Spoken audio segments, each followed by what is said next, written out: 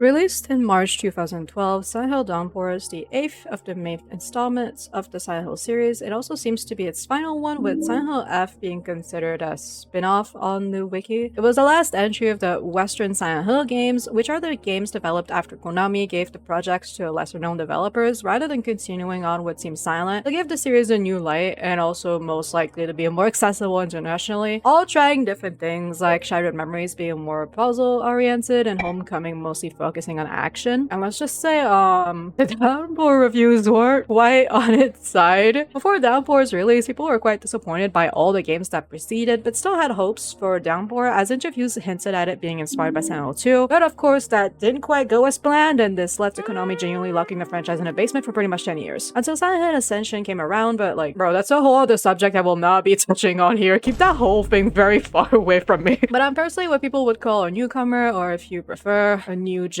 The only games I've currently completed are Silent Hill 2 Remake, Silent Hill F, and I am currently playing through the original Silent Hill 2. So you might be wondering, why would I start my bigger descent into Silent Hill with the most hated games in the series? Contrary to popular belief, it's not because I hate myself that much, but because I'm curious to see what people seem to dislike so much, as a lot of critics of this game are from people who had only touched Team Silent's game, that are widely regarded as absolutely amazing, so I could potentially shed a new light on these games as a newcomer. And also, it's purely morbid curiosity, I can't lie. What could possibly be this bad about these games? And who knows, maybe this will give me a newfound appreciation for the games by Team Silent. So this is my honest opinion, experience, and thoughts on Silent Hill Downpour as a total newcomer to the series. Let's see if this game really deserves its title of the worst in the series. The game starts on our protagonist, Murphy Pendleton, a prisoner of Royal State Prison who's heading down to the showers for a reason currently unknown to us. Getting out of the elevator, we meet up with an officer who we later learn is named George Sewell. He tells Murphy that the plan is all set and escorts us to the showers. When we get there, he calls Murphy... Make it quick, Cupcake. Okay. And he tells us that he left us a little gift on one of the bench, which is a kitchen knife. Before doing anything, we turn on all the showers to plug up the security cameras, pick up our weapon, and patiently wait.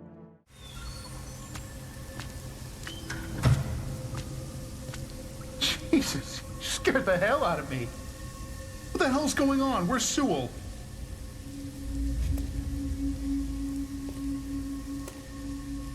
There's been a mistake. I'm a sequestered prisoner. You're not supposed to be here. Guards? Officer Sewell, hello? You don't recognize me, do you?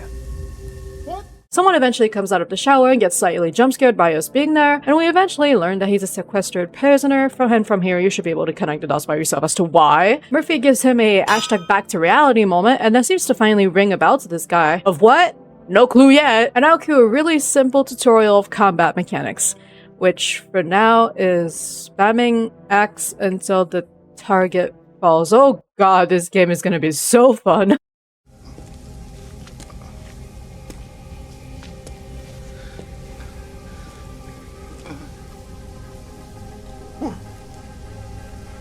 Why? You know exactly why. Murphy wakes up in his cell and Sewell comes to say a little hello. This is where we learn Murphy is getting transferred to a different prison, and we walk to the bus. Here we get stopped by another officer named Cunningham, who tries possibly the worst attempt I've ever seen at oral farming. Pendleton.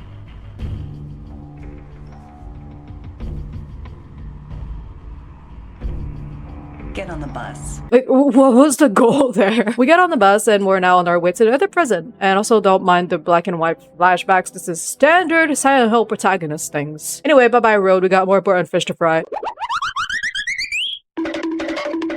Murphy wakes up a few hours later and tries to find help by finding his way back to the highway. And when he does...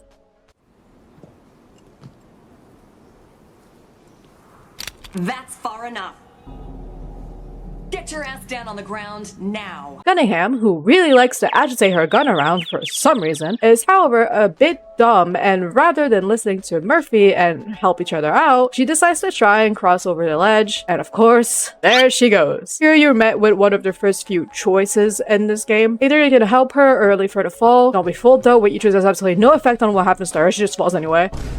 Murphy then has no other choice but continue making his way towards the highway and start his exploration of Silent Hill. After a few seconds of walking, Murphy encounters an abandoned gas station on the main road leading to Silent Hill. This is where you find your first map, flashlight, and weapon, and while exploring a little further, we stumble upon a seemingly abandoned cable car station that has a featured advertisement for a free ticket you can win through an arcade mission that has seemingly been dragged around for some reason. Bro, who am I kidding? This is a horror game. None of these puzzles ever make sense. So our first real objective will be to obtain this ticket to get to a place called Devil's Spit to then access the actual town of Silent Hill. So we go and find a few more buildings, including a diner, but most notably, we meet someone.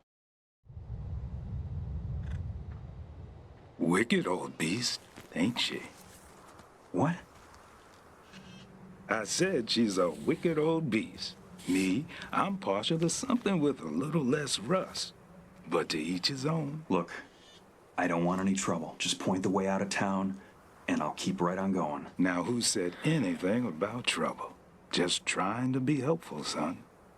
Name's Howard, by the way. This small man is named Howard, and he proposes to Murphy the Skytram as a solution to get out of town due to the roads being, well, you know. And right after, he's gone. I know it might seem stupid or a little insane, but Howard Blackwood is definitely my favorite character in Downpour, even if he isn't explored as much as he is in the other Silent Hill projects he appears in, which should tell you a lot about how Downpour handles its side characters and stories. In a comic named Past Life, we can learn that Howard has actually been roaming around Silent Hill before he even was Silent Hill, which makes him probably even older than a century at the point Murphy meets him in this game. Not really a lot is known about him other than being the mailman of the town since the mid-1800s, but we do know that he is an escaped slave, which potentially means he went through his own trial in Silent Hill and then stayed here to potentially guide others. Maybe the town grew an attachment to him or something and let him stay around. But I really like how ominous but reassuring of a character he is at the same time. This game doesn't always handle its side characters well, which I will touch on more later, so I have to give it some flowers where it's due. When he's disappeared and you head back to the back of the diner, you can hear one of the first flashbacks or echoes of moments Murphy lived through.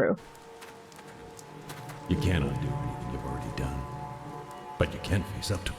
You hear a ton more of these throughout different segments of the game, and they're most likely there, in my opinion, to help give us a vision of who Murphy is as a character, since he's otherwise a little flat at this point. After breaking into the diner, we find a radio, which, if you aren't aware, signals that enemies are around in every Silent Hill game. In the kitchen, gas is actively leaking, and honestly, it's a miracle this place hasn't blown up yet. Oh. Okay, well, I didn't expect that. Once we've hit the fire alarm, though, we can see the first of many transitions to Murphy's Otherworld, which I will say now is possibly one of the only cool things about his Otherworlds. The transition itself is pretty nice, though. I think it's a really cool touch to have the room break down right in front of our eyes and let water sink in everywhere, mixing with the rusted hellscape it forms. It also reveals more about Murphy's character, though I will touch on this later when the topic of the story comes up a little bit more. Though it's not very long before we encounter the reason why I can't stand these other worlds, the chase sequences. When wandering around normally, Murphy will encounter this black hole, and I don't think I really have to explain why we need to run away from it, so we do just that. The only thing you can do is run forward, throw obstacles to slow it down, and hope you don't accidentally go the wrong way, because otherwise it's most likely a game over. Not to mention that when you get closer to it, the game slows down exponentially, which just really kills the rhythm of the chase itself for me. Moreover, I was really used to the calm-ish atmosphere of the other worlds of Silent Hill 2 and F. Both of them still have monsters, but they didn't need to use an intense chase sequence to scare me. I much prefer taking in the ambience of other worlds than getting chased by a black hole that I still can't make sense of even after finishing the game. Anyway, once we're done with this otherworld sequence, we end back up in a kitchen inside a building this time around. In the basement, we find a busted elevator, and while looking for parts to fix it, we meet up with a guy we know from prison. Long story short, he's beating up a monster, Murphy thinks he's beating up a person, and he dies. We meet the first monster we'll encounter all throughout this game, and this one is called a Screamer, and they're basically everywhere. We also get introduced to the ability to block attacks using our weapon, though this very quickly reduces its durability and makes it break quicker. Though while we're here, let's talk about this game's combat for real this time. I have one word to describe it: clunky. It obviously tries to emulate the combat of the earlier games, but gosh, the aiming of the gun feels so extremely outdated for a game from 2012. As a comparison, we had games like Borderlands 2 and Far Cry 3 that came out this year as well. So I never used the guns and felt or using strictly melee weapons, so then how do they hold up? I really want to be nice to this game for trying, but gosh, the melee combat always falls into a loop of blocking until an enemy finishes their attack sequence, and then spamming X until they fall dead, which is just a big yawn fest after more than an hour of playtime. You are also locked into your attack animation once it's started, so if you accidentally messed up the timing, you're most often then not going to take like 3 hits in a row. The lock-on system is also a really fuck you, I'm gonna work when I feel like working type thing, so often I would swing into the air and get hit in the back, which in theory would not be too big of a problem by itself, right? Maybe slightly annoying, yeah, but tolerable, right? That is, if you weren't fighting something every time as you so as much move your toes. And oftentimes the enemies are grouped up together, which is just a recipe for total disaster. They clearly tried emulating something the players liked from Team Silent's games, but choosing to go the easy route and now tuning it to be more modern or fit the way Downpour itself works as a game. It's just immersion break really quick. Who thought this was a good idea? Once the elevator is powered up, you end up outside where you can explore motel rooms and finally get your ticket for Devil's Spit after finding the arcade machine and changing your clothes, in which you find a police badge slightly covered with black tape, a way of mourning an officer who's passed away while on duty. Finally, we ride the cable car to Devil's Pit, and once we get there, we, I guess, meet someone through radio named DG Ricks, who is apparently still on the air through a radio station somewhere in town. But we also truly meet someone as well.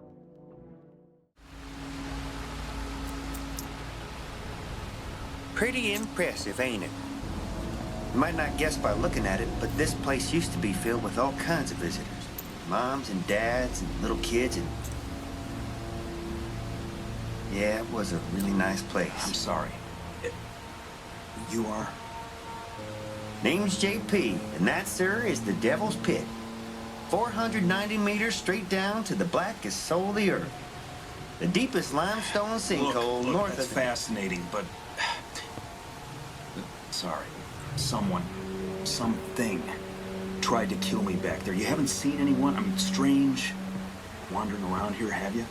First-time visitor, huh? Listen, if there's a quick way out of here, I'd really appreciate it if you just tell me. Way out? What good would that do? Sorry. We, don't get too many visitors these days. Right. Well, be seeing you. If you head through the cavern, there's a train. Can take you to Hillside. Boy, I tell you, all the kids, they, just love that little train. How about you show me? Sorry. Someplace I gotta be. JP is obviously dealing with his own shit himself, though he puts us in the direction of a train that could take us to Hillside, and we listen to his suggestion and leave him be for now. We do a few puzzles in the mine, fall off an elevator. This game is reminding me more of Until Dawn the longer I play, and our new objective from here on out is to escape the cave. Quickly though, we can find a turn-up news article taped to a door that describes an accident taking place in Devil's Pit itself, where a derailment of a train caused by the conductor GP Sater, who was drunk on the job, causing the death of 8 children. This accident seems to have caused the closing of Devil's Pit altogether, and this definitely explains the stay we can find GP in earlier. We're able to find and kill the monster that caused the elevator to fall earlier, and go up another elevator that leads us to a small overlook, where we can meet GP again, where he's clearly ready to do something regrettable. Sater! Oh, it's just you. What are you doing, JP? You know, enjoying the view. You know, they say if you were to put the Empire State Building in here, it wouldn't even reach halfway to the top of this place. Seems like a dangerous place to be sightseeing. You know, none of those things they said about me are true.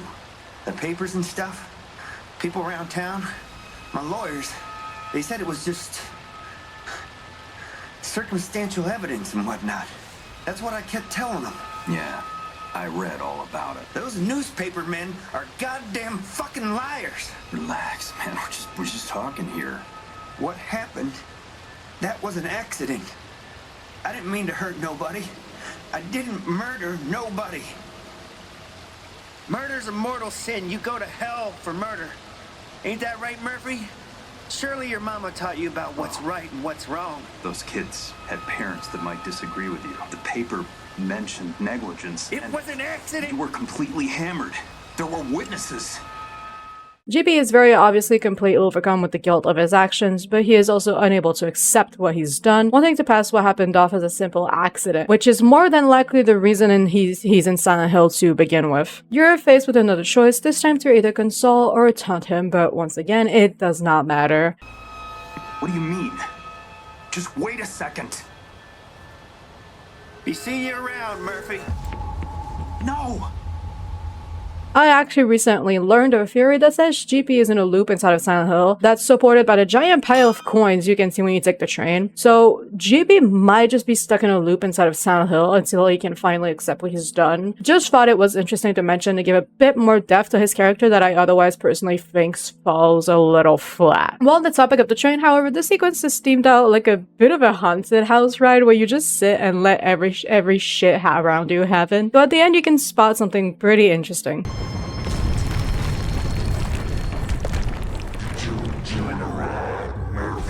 This face is a scrapped boss named Monocle Man, which is meant to be the stretched face of GP. It seems to have been cut for time reasons, but a build containing it was thankfully found, featuring the fight that seems to be nearly fully fledged out. It's very sad that something that could have made Devil's Spit as an area a little more interesting was fully scrapped, since as it stands, I think Devil's Spit is rather forgettable. The train derails again, though Murphy is apparently a bodybuilder, so he gets up once again and continues his quest of getting out of Devil's Spit.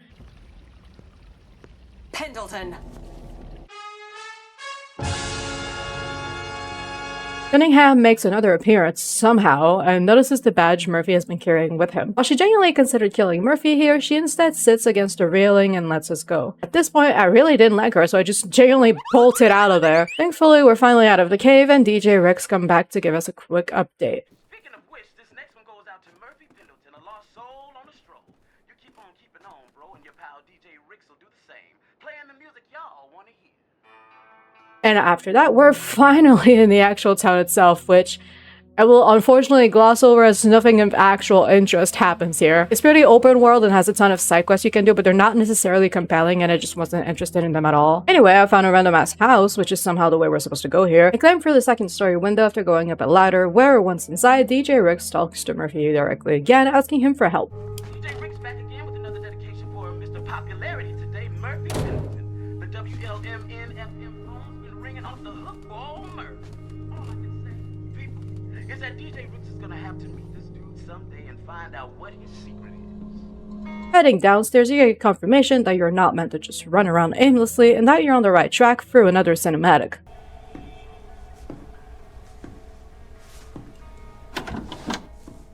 Holy shit, my goat is back! He very nicely lets us know that the radio station we want to meet DJ Ricks is in a centennial building pretty much in the middle of town, and also that he met Cunningham, and that her rage towards us is most likely personal. Tell you the truth, I got no idea. Son, in my experience, when someone's that angry, it ain't a mistake. It's personal. But like, what did we do? From here on out, I'm mostly going to gloss over the areas we visit since a lot of them consist of do puzzles, get cinematic, do puzzles, leave, and that gets pretty repetitive. Once we arrive at the station, there's a note taped to the door that takes us into a flashback where we see both Sewell and another officer named Frank Coleridge, who seems to be friendly with Murphy, and we learn that he's been trying to get Murphy out of prison early. We also learn that Murphy was arrested for stealing a police cruiser and leading the police along a 10-hour chase. Damn, bro was locked in. But this also tells us that Murphy had no prior criminal record at all, so he might have intended to go to prison, and maybe even this prison specifically. Eventually, you reach an absolutely huge library filled with different items and puzzles, but also this is where I met one of the first more interesting enemies of the game, the dolls. These have an interesting way of working where they don't quite move, but will send out shadows that attack you. From there, you can either take down the shadows one by one, which if you've been paying attention gets a little annoying to the combat system, or kill the doll, which ends the fight. There's also a quick flashback of a conversation Murphy had with Sewell before he killed Patrick Napier back in the showers, which basically details the plan and where he convinces Murphy to kill him by promising him a revenge for Charlie, which we can assume is Murphy's son. Eventually, you finally reach the station and meet DJ Ricks. Another rock and roll classic coming to you courtesy of DJ Ricks on this fine afternoon.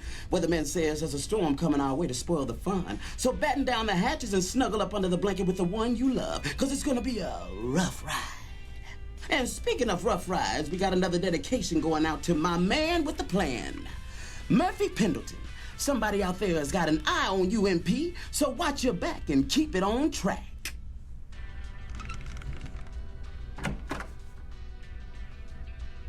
Hey, man, come on in. Got a disc spinning right now, so you ain't interrupting nothing. Man, you look like you just saw a ghost or something. You all right? Not really, no. Good to hear. So what can DJ Bobby Ricks do for you? Murphy Pendleton? Like I was saying, what can DJ Bobby Ricks do for you, Murphy? Got a track you want to play, or? I'm the guy you've been putting out the dedications for. I got the message. I came to find you. Afraid you got the wrong man, Murphy. I don't know what you're talking about. But if there's a song you want to hear or a dedication you want to make, I could. You're listening to the DJ Rick Show on WLMN FM, where the tracks are tight and the sweet melodies flow on and on. It's always a perfect day with DJ Ricks, your on-air friend to the end. Look, man, I came through hell and high water to get here because you called me. Now cut the bullshit, because I don't have time for this. Chill out, man. If you don't keep your voice down, you're gonna get us both in trouble. And you do not want that. You don't know who might be listening. You understand? Thank God someone finally heard me. I can't even tell you how long it's been just spinning record after record after record, hoping someone. No time to explain. If we're gonna get out of here, we gotta move fast. You getting this far tells me we might even have a chance of getting out alive, right? Listen, I got this boat. She's moored down at the marina. She's fast, real fast.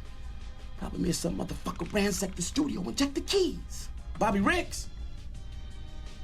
Uh-huh. Yeah, sure. Who's it going out to? But that's nice of you to think of me. Yeah, real nice. Thank you. They're coming. It's, Pendleton. Put the gun down, damn it. We might have a way out of here. You. I need to use your phone. Sorry, lady. Calls come in, but don't go out. Just because folks want to be heard, it don't mean they're willing to listen. See for yourself. What the hell's going on around here? No! Run! Okay.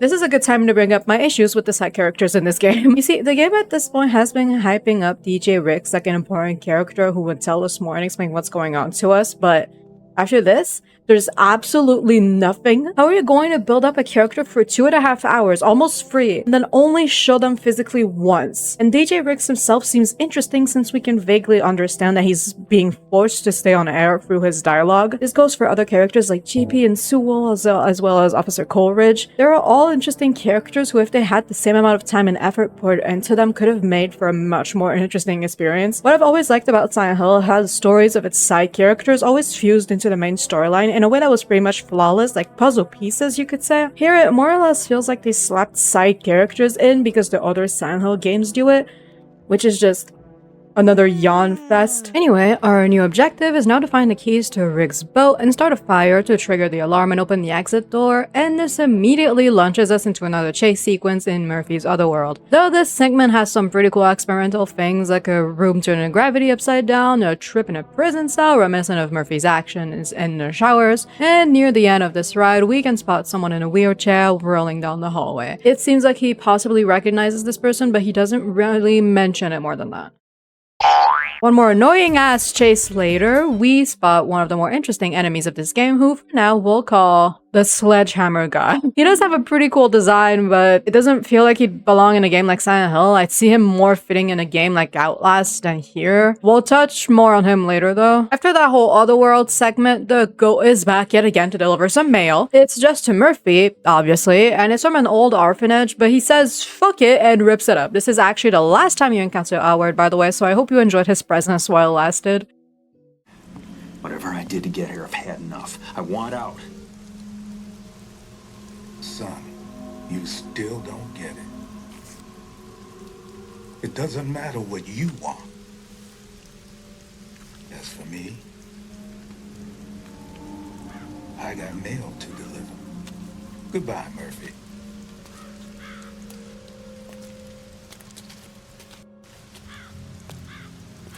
Arriving at the orphanage, we meet this nun who pretty much lets us know a family member passed away and that we need to identify the body and everything that comes with that. Ah, yes. Mr. Pendleton, who were the only family we were able to locate.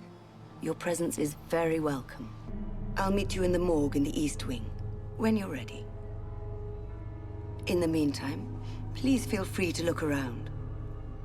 We're pleased that the good Lord has allowed us to carry out his work here at St. Maria's. We explore a little after that and meet a kid behind a locked door who looks oddly like Murphy's son. He refuses to open the door for us because apparently we're the boogeyman. Alright, listen here, little shit. The only way he agrees to let us in is if we recite a poem to him, so off we go to find that poem. I really hope Murphy is as tired of these puzzles as I am because I'm seriously reaching my fucking limit at this point. A few interesting things happen in this orphanage while looking for the poem. For example, we smash a door open with a chandelier to find the first piece of the poem. We see a flash of the boogeyman through a mirror in a bathroom. A screamer gets its own intro Freddy Krueger style, and there's a little girl that reminds me of the twins from The Shining that runs around for funsies. The second piece of the poem is found by replicating a play in a theater and then being transported to it. Honestly, pretty cool segment, I have to admit. It loosely ties into the story as well, but we'll talk about it soon enough, don't worry about that. By erasing a drawing of a locked chain on a chalkboard, we get a flashback of Murphy with his son where he's unable to catch up to him, implying Murphy was most likely unable to save him from something we don't know about just yet. The third piece of the poem is inside a screamer's body, and I can't lie, I was so disgusted it made me struggle, and then that meant I was even more disgusted, so I was trying to get this damn puzzle piece for a good 5 minutes here. Anyway, we get back to the little boy, and I would like to give a bit of a warning for this next cutscenes, as it shows quite a violent death, and of a child especially. I hate to make any of you uncomfortable or cause a bad reaction of some kind, so skip to this time code if you prefer not to see it. I'm also gonna blur most of it because I don't know if YouTube will kill me for showing it. I'm just gonna play it safe here. Anyhow, Murphy's tried stalking a child, but he is met with literally nothing back since the kid ignores him completely. Quickly though, a figure steps out of the shadows and starts slowly walking towards the boy. Murphy obviously doesn't just stand there and tries to help every way he can, and even recites the poem as a last-ditch effort, but he does it from memory, despite literally having it written down in his journal, but okay. And unfortunately, the kid meets his aunt here, and the boogeyman quite literally shushes Murphy.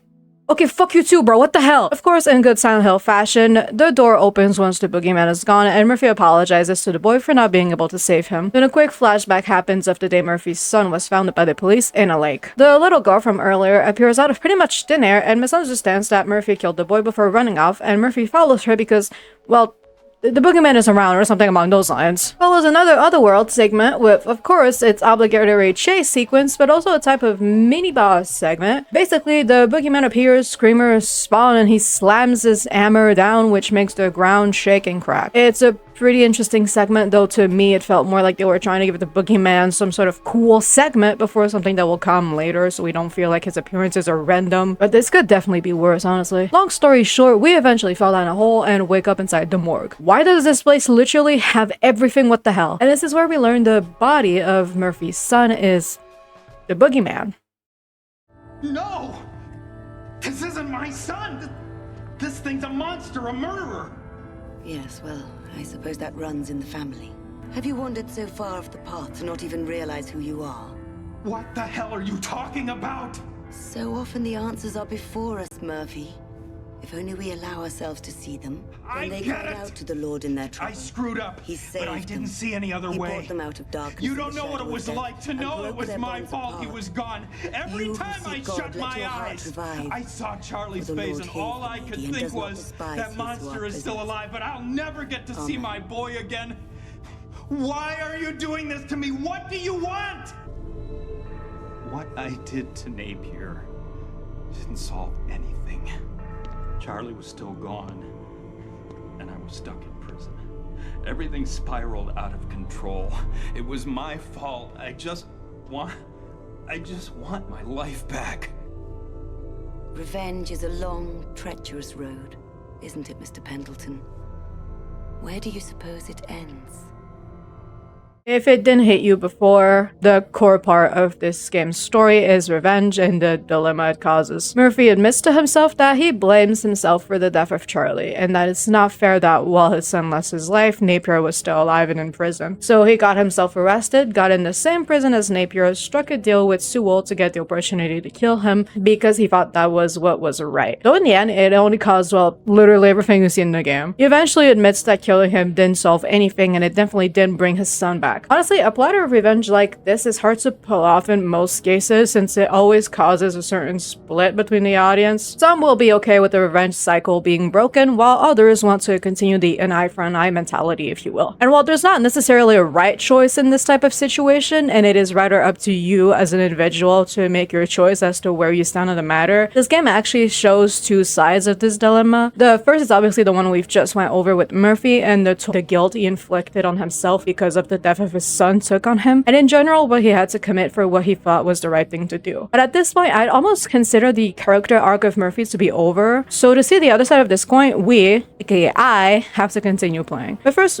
what do you think of the story so far? Because honestly, at this point, I wasn't sure myself. I knew I enjoyed Murphy's character and the way we can see him develop through playing and the acceptance he shows, but when it comes to my own morals, I really don't think Murphy was wrong for what he did to Napier. We're talking about a man who sexually assaulted and murdered a child, and yet the game almost seems to compare Murphy to him when we see both of their faces under the boogeyman's mask. Doesn't this just rub you the wrong way? Though since I've now had time to digest and think on this, I think the story is just okay. I think it's definitely clumsy in the way it tells what it wants to tell, and there's some directions that made me raise an eyebrow very high, but it's nothing that made me want to drop the game altogether. But we'll touch more on the final touches of the story once we reach the final points of it.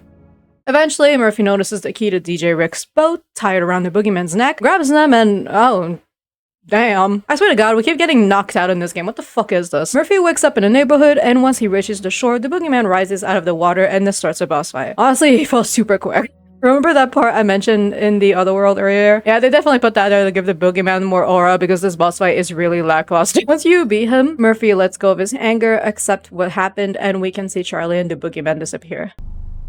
You killed him! You killed the boogeyman! Doesn't matter.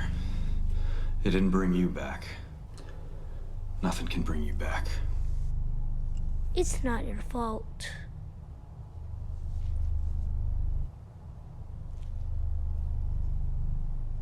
I'm sorry.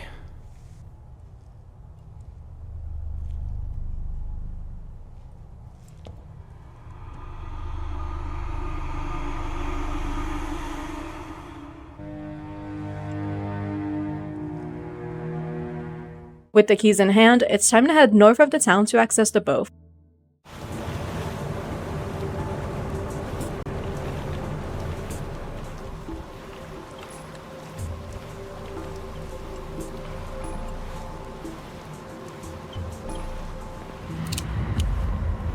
Oh my god, bro, are you fucking serious right now? Somehow I guess she's invisible or Murphy is blind because where the fuck was she? Before anything else, we get another flashback, this time back in prison where Sewell brings up the favor Murphy owes him. And he wants him to kill someone in the prison showers again, though this time it's Sewell that has an issue with this person. And after this flashback, we're in a different prison for the final chapter of the game, which I'm going to gloss over because it feels like it was put here for filler and to give more details before the last few cinematics. A man in a wheelchair rolls away after staring at us, and from there the area appears similar to pretty much any other area in the game where you loot and explore. Eventually you reach the showers, different from the one in Ryle State Prison, though it still has a few of the evidence from Murphy's assault against Napier, which we collect before interacting with the body bag of Napier, transporting us to the other world with the last voice chase of this game that genuinely sucks. It's basically a maze that sometimes fills itself with monsters and narrow-ass corridors. Yeah, this was not fun. Eventually you'll reach a room with a big locked doors and two skulls you can put the evidence from earlier in, which unlocks the door to the final boss. The guy in a wheelchair, except this time jumbo-sized. Honestly, I do think this is most likely the best monster design in the game, even though it really wasn't hard to be, honestly. And the arena also looks pretty cool overall. I haven't mentioned it earlier, but there is actually a pretty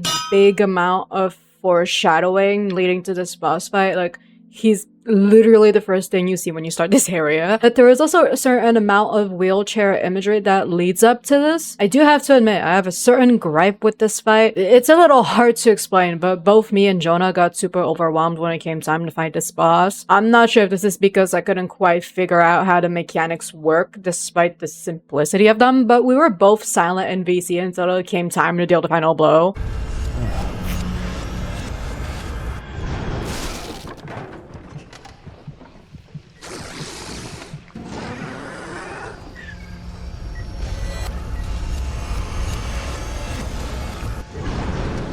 Speaking of mechanics though, they really are pretty simple. There are different elevators scattered around that you can use to interact with spotlights, which when you point in his direction blinds him for a few seconds, after which you need to head back downstairs and unplug one of his multiple blood supplies. I honestly can't tell if I like the simplicity for its originality and the design of the boss fight itself, or if we've just been fighting for scraps this entire time, so one good-ish thing feels like a gift from the heavens. After the fight, the arena crumbles and we're transported back to the showers where Murphy is standing next to the body of the man on the wheelchair. Of course, Cunningham makes another entrance and is obviously very pissed off at Murphy for killing the man, and Murphy tries to explain he was attacking and trying to kill him, but once he turns around, we find out it's actually Officer Coleridge. No, that's not how it was supposed to go. That's not what I agreed to. Murphy? Is that you? Officer Coleridge? Jeez, I'm glad it's just you. This thing is kicking off something fierce. I knew you'd be smart enough to steer clear of it. What are you doing here? Sewell told me to meet him here. You haven't seen him, have you? He ain't answering his radio.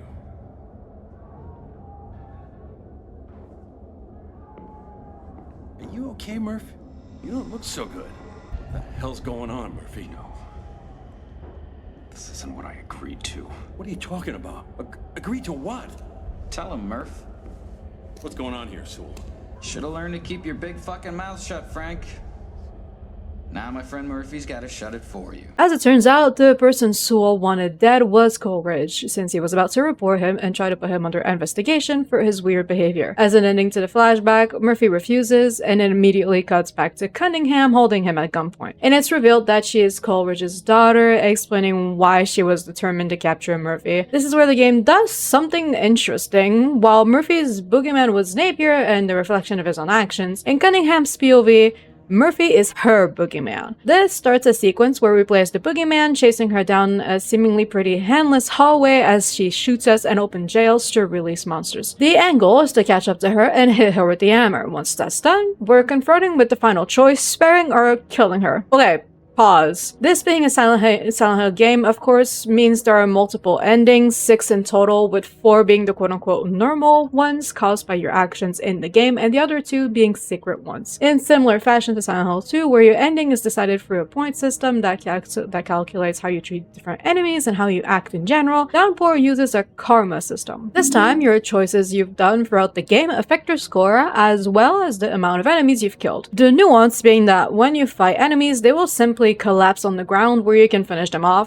Take a wild guess what my karma looked like. Though it's a little less profound than Silent Hill 2, since this time the score is just separated in good or bad categories. So let's get to talking about the endings, starting with the ones you obtain through negative karma to end on a more positive note. The worst ending, not just because of what happens in it, but also because it makes no sense in my opinion, is called Execution. It is obtained by killing Cunningham and having negative karma. In this ending, Sewell kills Officer Coleridge and pins it on Murphy, and the same goes for Napier, and Murphy is found guilty of drowning Charlie for some reason. Long story short, Sewell enters the room and asks Murphy if he has any last words, and Murphy tries a really shitty attempt at delivering a cool line. That's it. I'm not a fan of this ending, to say the least. Killing Cunningham with positive karma causes the full circle ending. This one takes place back in the showers with Sewell and Coleridge, but this time Murphy goes through with killing Coleridge. When he steps back, he sees both his body and Cunningham's, and this starts somewhat of an existential crisis, and he spots a gun on the floor and tries to use it to, well,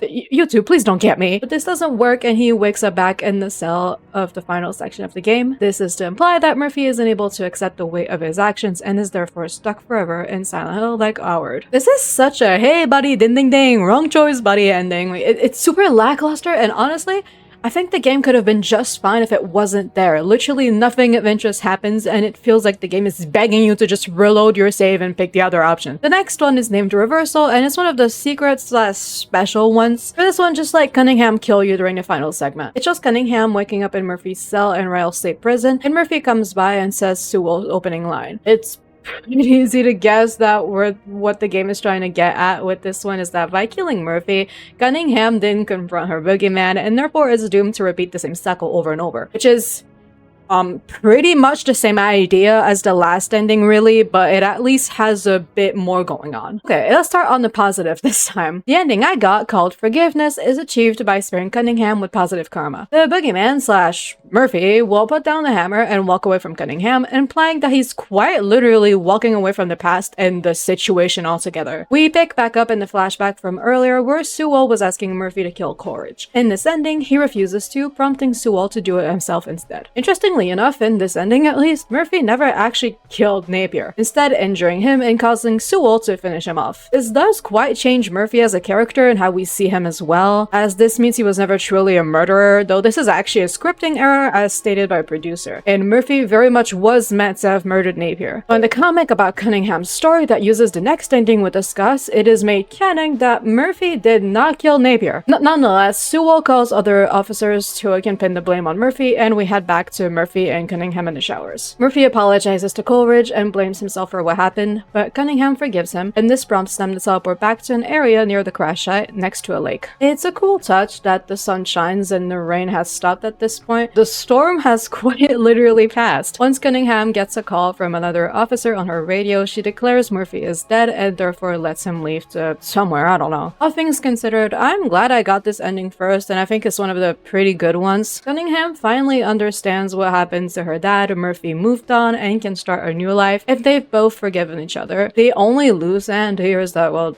there's no body for the police to find, so this would cause Cunningham some problems later, most likely, but moving on. The canon ending is if you spare Cunningham with negative karma. Surprisingly, it is called Truth and Justice and plays out similarly to the one we just talked about. It's actually the exact same up until Murphy and Cunningham hug. This time they're sent to the crash site, look around a little, and Cunningham eventually receives a message on her radio that help is on the way. Cunningham thanks Murphy for telling her the truth and overall helping her out, and he walks off. I'm not too sure why he quoted GP here though. That might have been an intentional repeat of the line though. Now cuts to Cunningham making her way to Sewell's office. She throws her father's mourning badge to him, and let's just say, it's not Murphy Cunningham wants revenge on anymore. Overall, for a canon ending, I do like this. Murphy's fate doesn't change, he still gets to start anew, though I'm wondering, because of the line he repeats from JP, if he's stuck wandering Silent Hill like Howard now, but I don't think that's too likely. Cunningham, on the other hand, gets justice for her dad, and Sewell seemingly gets the piece of shit treatment he deserves. The only problem is that the cycle of revenge theme doesn't make much sense anymore here, but overall, it's a pretty good ending. Maybe the cycle repeating itself was even intentional, so I think it does what it set out to do and is a good conclusion overall. Alrighty, the next and last special ending is unlocked after you've completed the game at least once. You'll see that a new side quest is now unlocked, causing 7 dig sites to appear around the map. Picking a shovel and digging up the artifacts in them, you'll be locked into the surprise ending, similar to how Silent Hill F locks you in one ending on your first playthrough no matter what. Just play normally after this point, and the ending will play out at the end of the game. It doesn't matter if you spare or kill Cunningham here anyway either. Murphy tries to dig out a tunnel out of his prison cell with a spoon. Eventually he breaks out the floor of a dark room, he looks around in fear, and the lights eventually switch on, and a few characters like James Sunderland, Cunningham, or Arthur Mason are there with a cake in the middle. Eventually, Pyramid Head comes in with his sword and slices the cake in half. All things considered, this ending is pretty cute and a nice little cameo for fans of the series. It's a cute idea, and I think people appreciated the thought. Though it's sad to think this was the last time we saw most of these characters for years to come, since Silent Hill has only been revived since 2022, and it wasn't looking that good at first either. Oh, Downpour is the last mainline game, so this party is bittersweet to say the least.